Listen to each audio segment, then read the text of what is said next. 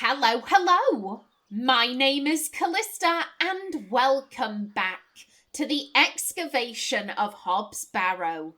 In the last episode, we were able to reunite Miss Tompkins with Mr. Ambrose. They're gonna elope together. It was lovely. It was absolutely lovely. And as her final screw you to Miss Fenchurch, Miss Tompkins got us I still can't pronounce this.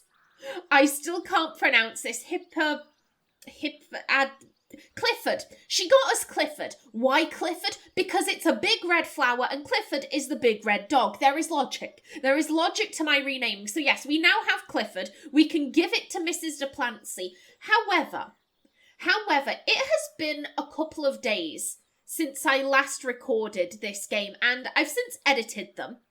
And I noticed something. Whilst I was editing along I believe it was the Eastern Road, where we found Mr. Ambrose. There was another exit. Not leading back to Bewley, but leading to somewhere that we've never been before. So I very quickly want to go and check that out. I doubt it is anything, but I feel like I have to try. Thomasina, I'm pretty sure that Thomasina is locked in to this course of action. But if there is an opportunity for her to get away, I want to try and take it.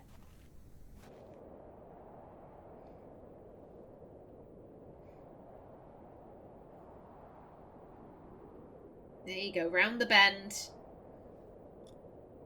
Yeah, there's an exit. There's an exit over this way. Bakewell is 32 miles in that direction. A journey not to be taken by foot unless completely necessary. It is completely necessary. It is completely necessary. You don't understand. Bad vibes. Bad vibes abound and you're just ignoring them, Thomasina. God damn it. God damn. Mr. Ambrose's cart has been smashed to pieces. The cart is beyond repair. Okay. Spilt milk is soaking into the mud. And I doubt you're going to want to collect it. The milk is not salvageable. Yeah, then we have the flowers. These flowers were stuffed into Mr. Ambrose's mouth. Oh! These flowers. Perhaps they had a queer effect on Mr. Ambrose's mind.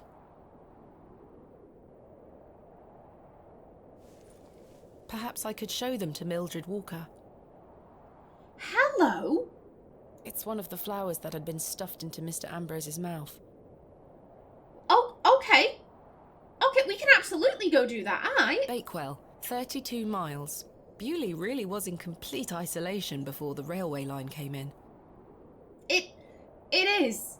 It is, and with the railway line down, again, you're completely cut off. Bakewell, 32 miles. Bewley really was in complete isolation before the railway line came in. She is not willing to take the signpost. Boo. Boo. Yeah, that's it. I've said it before and I'll say it again.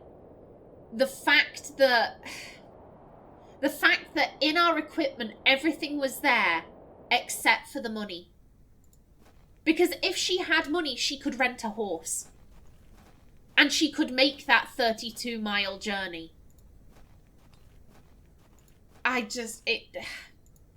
doesn't sit right with me. It doesn't sit right.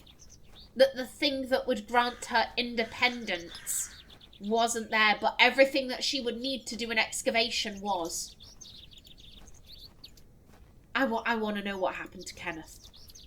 Something bad must have happened to him, I'm telling you. If it is just like a completely innocent explanation, I will not believe it. I think someone got to Kenneth, and Kenneth has either been intimidated or killed so that he can't or won't intervene. I don't know. I have nothing else to ask for the time being. Okay, well, excuse me, madam. Good day. Do you recognise this flower? Hellebore. Quite common, in fact. Is it known for any special properties? Aye, many depending on who you ask. Some say it can be used in curses or incantations. They say it has the power to alter perception, opening a passage to the subconscious, or another world. So it causes one to hallucinate? You could say so. I certainly wouldn't recommend eating it. Thank you. Mr. Ambrose said he could see hell. Mr. Ambrose, I swear down, he was saying, oh yeah, I see hell, I see hell. So he was having a bad trip.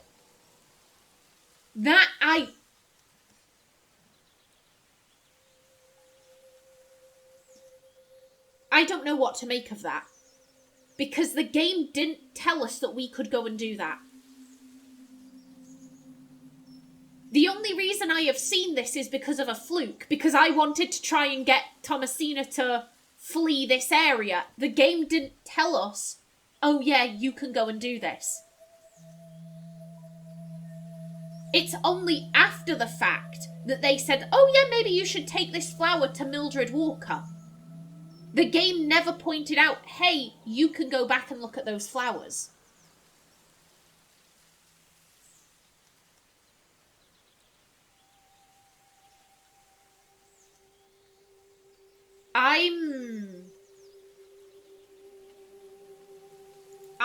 I don't quite know what to make of that. Because again, this is something that you can do, but the game didn't outright say, hey, you can do this.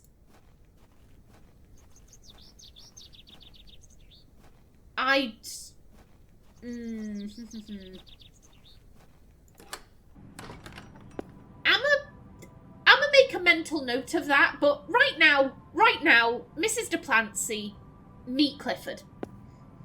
I have something for you. You found them? Oh, you dear child. Let's take them straight to Albert. You'll come with me, won't you? Of course, Mrs. de Plancy.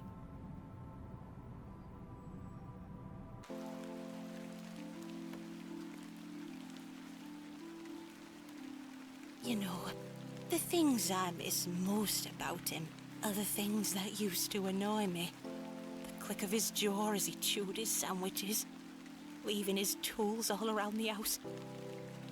The way he'd never back down from an argument. He's just quiet at home now. Silence. The funny thing is, that's what he always craved. Peace and quiet. He were a good man, our Albert. Sounds like he was. I'm so sorry. Do you fear death, pet? Oh. Well, if I were answering as myself, I do. I absolutely do. I have... It's a somewhat constant fear of death. I think about death and dying excessively, to be brutally honest. It is a constant fear of mine. But I'm not answering for me. I'm answering for Thomasina. And to be honest, with how she's been behaving, I'm drawn between these two. I don't think Thomasina fears death at all. Because she has been acting in such a reckless manner. Like, a fear of death, it behooves you to behave cautiously. Because you want to avoid the thing you're afraid of. Thomasina, I mean... Actually, no, it's this. It's this, because it's the part in between that concerns me the most. Well, again, you've not been concerned. You have had. I'm thinking of two specific moments. The time when she passed out after hearing that little girl play the fiddle, and when she was hallucinating about...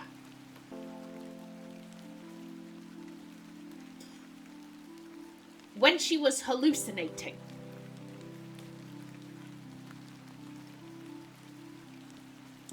I'm gonna get back to that. Let me carry on. She hallucinated seeing Samuel Bryden hanging from the tree. If you were genuinely concerned, then the response would be, clearly there is something wrong with me. I am not well enough to do this excavation, because what happens if I, maybe I'm doing some digging and I pass out, I could cause, like, something to collapse on me and kill me. Or I could start hallucinating some shit. I could start hallucinating, you know, people... I don't know what the inside of a barrow looks like, but I could start hallucinating corpses, and that could cause me to freak out. And if I've got equipment and I start swinging it around, the other workmen might get hurt, or they might hurt me trying to restrain me. Clearly, I am not well. I should not be excavating anything. I'm going to leave Bewley, and I'm going to go see a doctor, because this isn't right. If you were actually concerned, that's what you do. You would go and seek medical attention. And to be fair, Thomasina, she did seem worried. When she came round after she passed out, I think it was after she passed out. It might have been after the hallucination. But I remember Thomasina saying, oh, I'm not sure what's wrong with me. I'm not sure why this is happening. Oh, well, best carry on, dum-de-dum-de-dum. Like, she just carried on. She had this moment where she was like, why is this happening to me? What's going on? And then she did nothing. If you were genuinely concerned, you would do something. So I think Thomasina doesn't have any fear of death. She's just been going at this with reckless abandon. Not at all. I dare say I won't be around to know it's happened. But what of heaven and hell? Life is for living, not for worrying about what comes after. Albert didn't fear death either. You're both braver than I am. It's not bravery. It's just trying to make the most of what we have in the present. One can neither live in the future, nor the past. I fear it, but my faith keeps me going. I know I'll meet him again, in heaven. Take that thought forward, Mrs de Plancy. Remember it. One day, you will be reunited. Thank you. Oh, those flowers look beautiful. They do. Albert will be smiling down on us. Pet, I left me basket inside the church. You'll find some Bakewell puddings in there. You can have them. Oh, you... I insist. You've brought an ounce of happiness into my day, dear. It's only just that I return some. Thank you, Mrs de Plancy. To be truthful with you, I was saving them for myself. I shouldn't be so selfish. Lord forgive me. You're nothing of the sort. I'll stay here with Albert a bit longer. You go back to your day, Pet. Lord be with you. And you, Mrs de Plancy. Oh, that's... You're not selfish. You're not selfish in the slightest. I'm not gonna lie, I'm extremely envious of Mrs de Plancy as someone else who also fears death. At least she has the certainty of, I believe in God, I believe in heaven and an afterlife, and whilst, yes, I am scared of death, I have the certainty that I will be reborn and I will get to be with Albert again and all the people I love. Like, I'm very envious of that. I'm not what you might call a militant atheist. I don't believe that atheism is correct. I find that remarkably hypocritical. You know, like, oh, we, you know, like, how dare the churches tell us what to believe. You believe in God? Well, you're stupid. Fuck you. You should believe in atheism. And, like, it's hypocritical. You can't rally against the church for forcing their beliefs on others and then force your beliefs on others. Like, you can't be doing that. I'm not a militant atheist. If you believe in God, that's lovely. That is wonderful for you.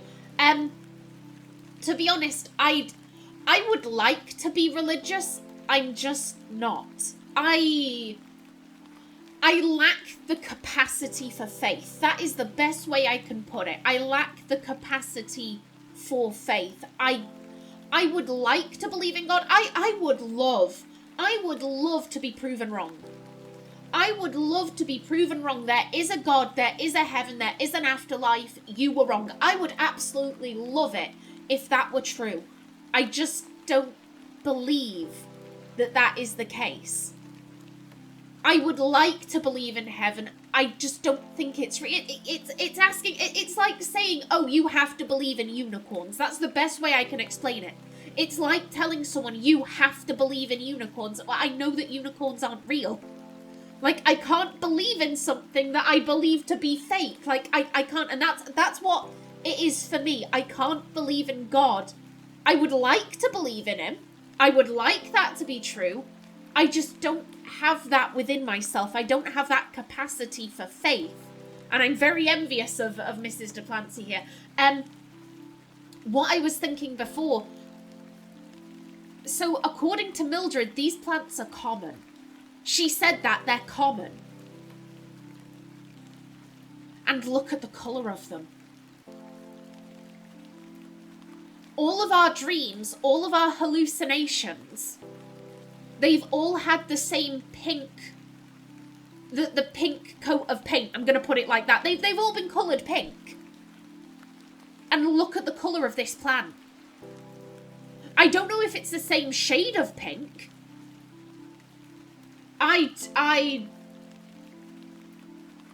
Suspicious. I'll leave her to her grieving. Aye, fair play. Fair play. I'm glad that I could help you out. I hope Albert enjoys Clifford. Now let's go get that pudding. Here they are. There we go. Mrs de Plancy's famous Bakewell puddings. They smell delicious. Ooh, lovely. They're not exactly my things, but you know, I'm sure they're wonderful. Now then, let's get these back to James. And maybe we can see about getting those workmen.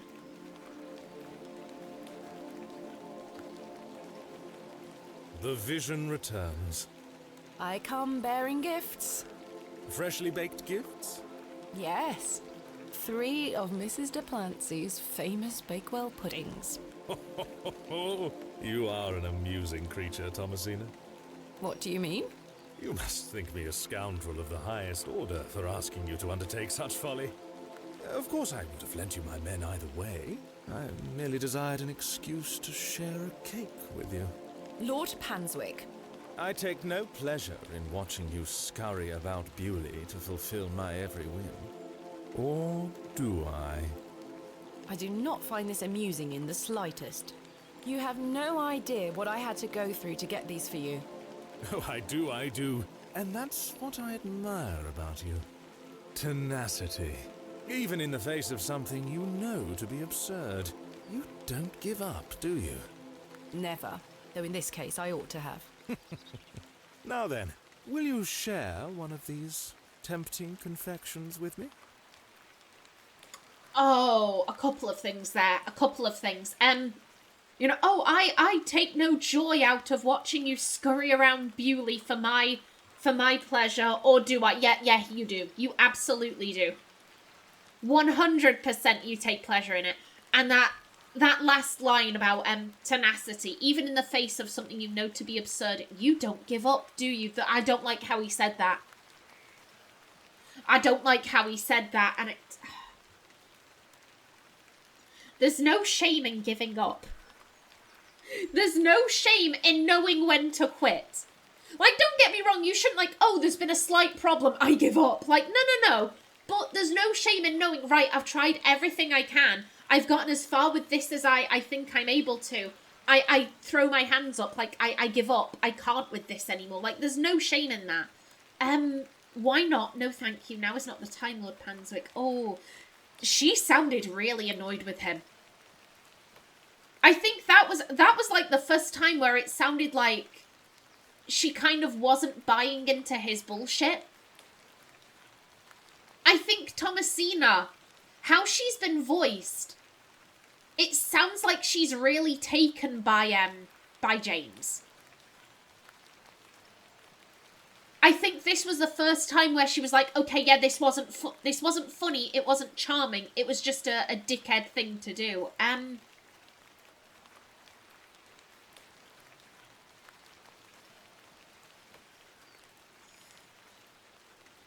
Despite that, I'm drawn to why not. Not because I think... I don't think this is like a, oh, why not? Let me flirt with you, Lord Panswyck. That's not how I'm picturing this in my head. I'm imagining more so, right, this guy's done a dickhead move. However, if I let him know that I think it's a dickhead move, Like, this guy is eccentric. He's an eccentric weirdo. He could very easily say, right, you're not playing by my rules, therefore you can't have my men. And we know that Thomasina wants those workmen more than anything. She really wants to excavate the Barrow. So I'm picturing this as not exactly a flirt, but more so right, this guy, like, he's done something rude, but I need to keep him on side, so why not? I need to keep him sweet to get what I want. And he wants to share these pastries with me, so why not? Why not? Splendid. I'm glad the rain doesn't put you off. You like to live a little dangerously, don't you, Thomasina? Let us stroll to the beck. That sounds nice.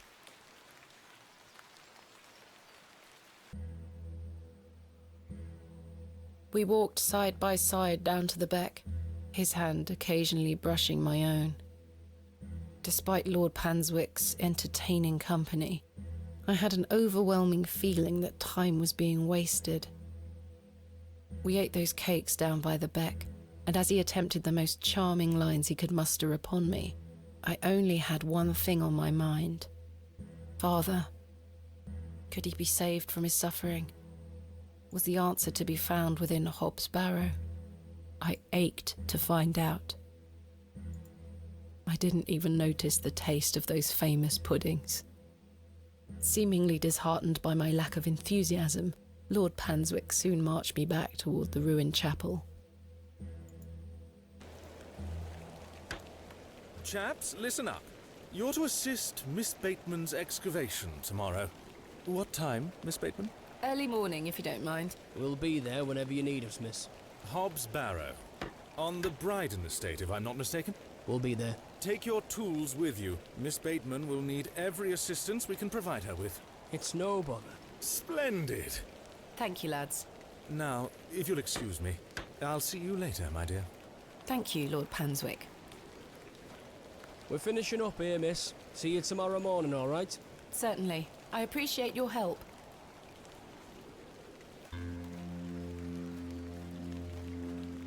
Well, that's a relief to have my crew assembled for tomorrow. It's getting dark and cold. Time to head back to the Plough and Furrow. Okay. The grand entrance to Panswyck Manor. You know, I've never actually tried to I go fear in Miss here. Fenchurch might come at me with her pots and pans. It's best I stay out here. Yeah, fair play. Fair play. She absolutely would. We have a knife, but Thomasina's made it pretty clear she doesn't want to use it.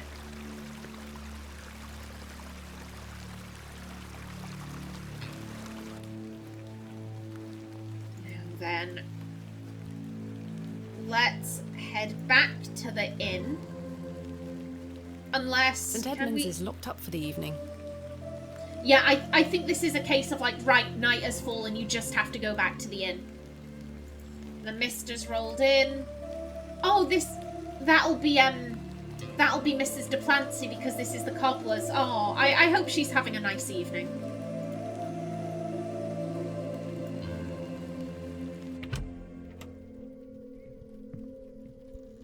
Evening, Miss Bateman.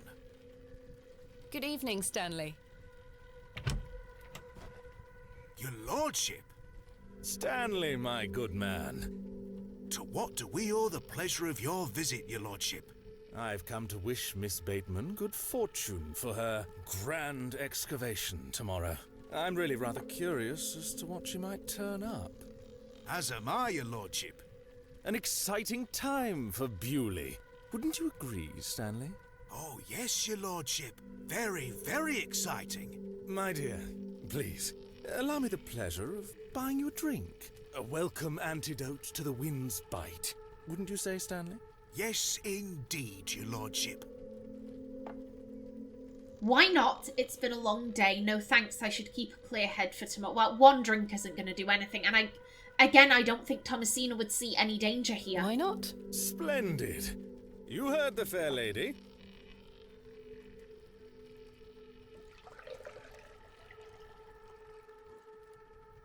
There you are. Thank you.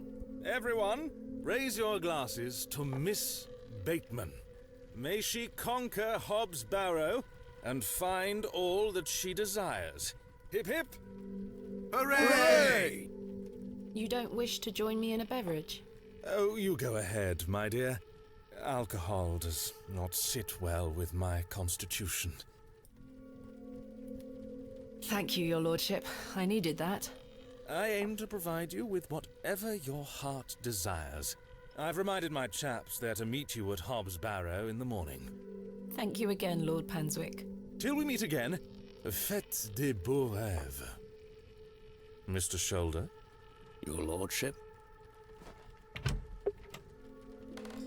I don't know what he said at the end there. I speak some French, I don't speak that French. I think... I mean, fat, to me that looks like fate. And I'm like, beau, I'm pretty sure means like good, so... there was something about good in that. I don't know what revs is. Like, I want to know what he said. Else,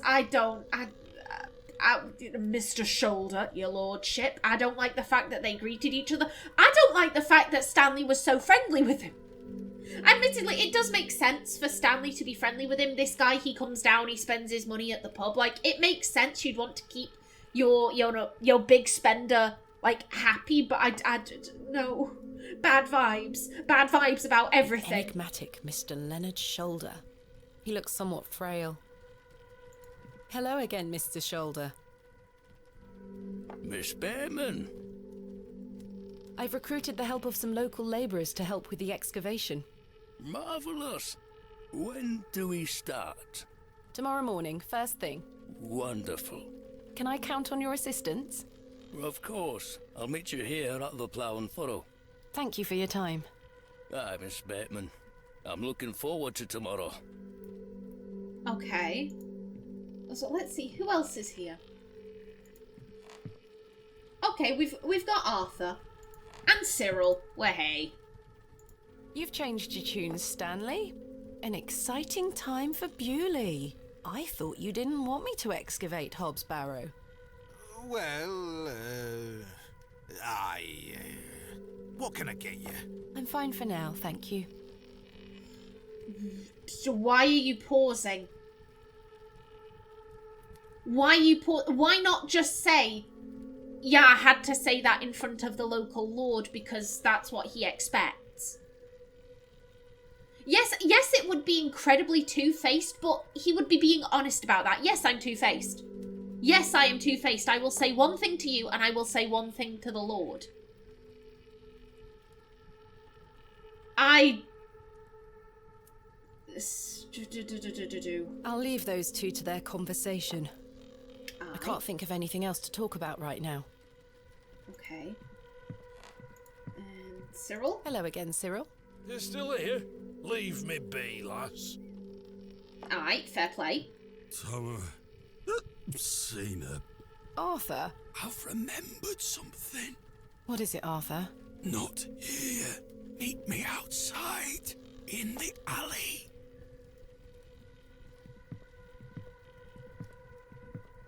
He's stinking drunk, but let's hear what he has to say. Oh, dear. What have you remembered? What have you remembered?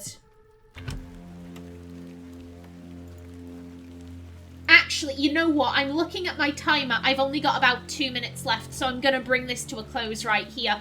In the next episode, we find out what Arthur has remembered, but until then, please remember to like if you enjoyed, leave a comment below, and if you wanted to subscribe, it would be very much appreciated.